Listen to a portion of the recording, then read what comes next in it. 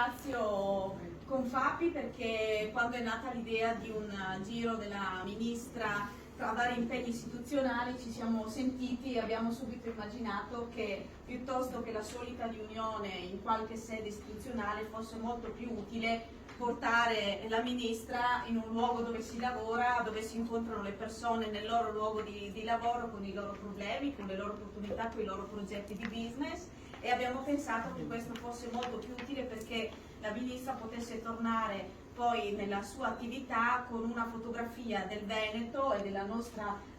provincia, una fotografia reale e concreta e con anche, come immaginavo, con delle proposte sulle quali lavorare. Da questo punto di vista io credo che quindi oggi si sia materializzata una collaborazione che di fatto c'è già da tanto tempo con Fapi, con tutta la vostra associazione, ma soprattutto tra le imprese, i rappresentanti territoriali e il governo, perché se c'è questo filo diretto che non è in occasione solo delle scadenze elettorali, ma che anzi è qualcosa che dura nel tempo e che ci riesce a farci lavorare in occasione di ogni decreto, sarebbe in grado davvero, ciascuno nel proprio ruolo, di portare a casa dei risultati. Io credo che da questo punto di vista il nostro tessuto imprenditoriale abbia molte idee, molti progetti e che questi possano essere oggetto dell'attività del governo. Elena l'ha appena confermato che alcuni dei risultati che lei ha portato avanti con grande determinazione e credetemi in alcune occasioni davvero controcorrente,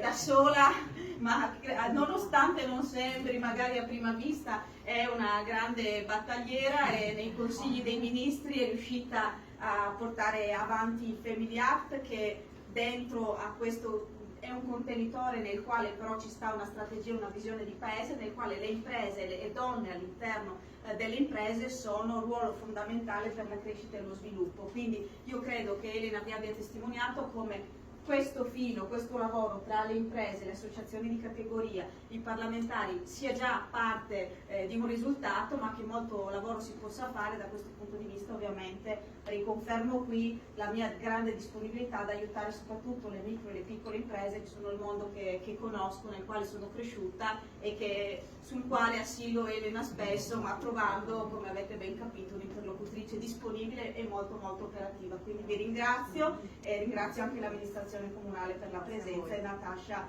per essere qui oggi. Insomma. Grazie.